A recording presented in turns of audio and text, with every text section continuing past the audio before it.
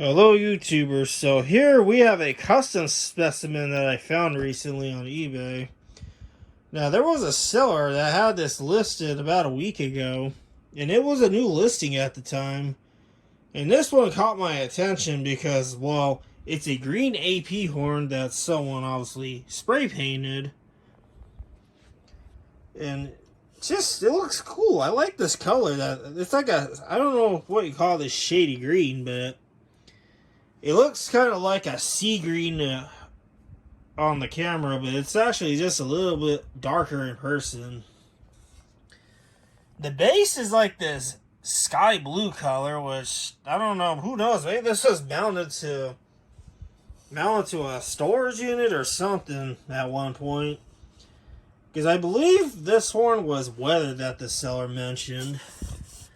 But the Atlas Soundolier little logo cap on this actually still looks, it's in very decent shape.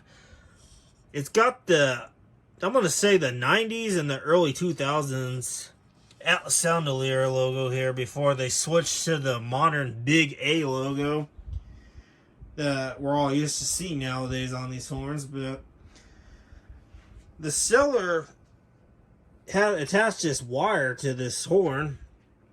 And they also uploaded a short video to eBay, which apparently now you could do that, which is pretty cool. It was just them doing a test check on this horn, and it sounded pretty good, so of course I also got it here. There's the back here. Now, they did advertise this as being an AP-15 horn, an AP-15T, but this is actually an AP-30T.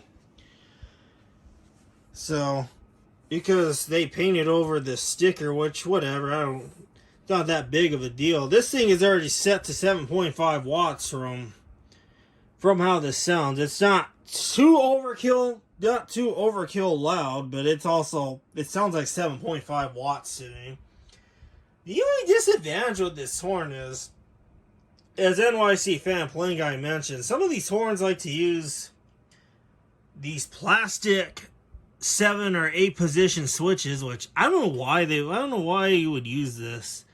That's kind of a cheap move right there.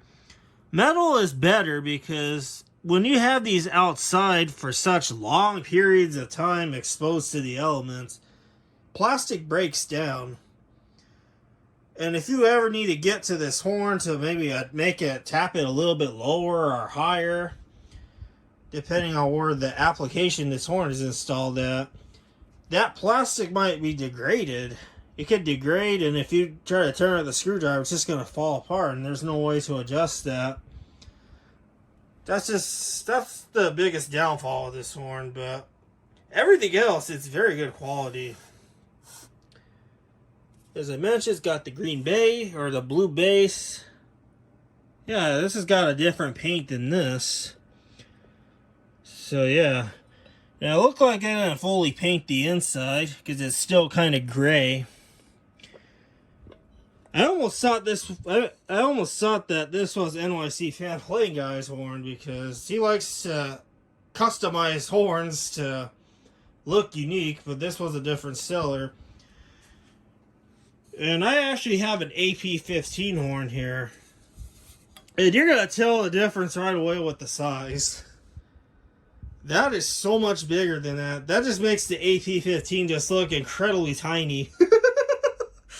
It's so cool, but weird to look at the next step up of the AP lineup of a horn. It's very cool.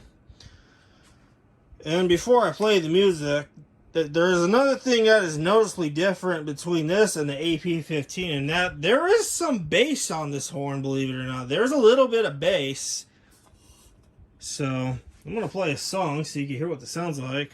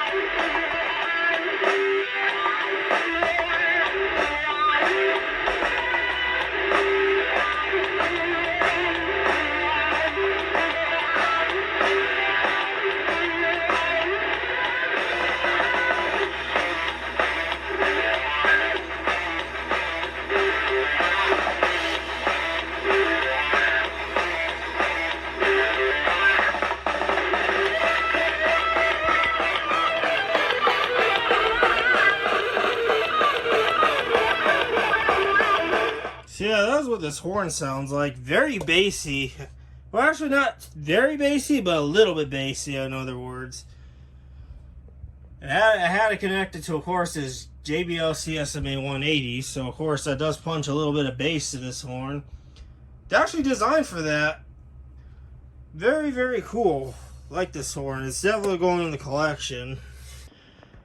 Don't forget to check out the archive.org link to some real life content being played on this horn here, the AP-30 custom horn. And someone who goes by the name Bogan Speakers Guy 2 made a song request. You Got to Tap by Audio Body. He wants to hear that song playing on a speaker, so we're going to play on this horn because it sounds good.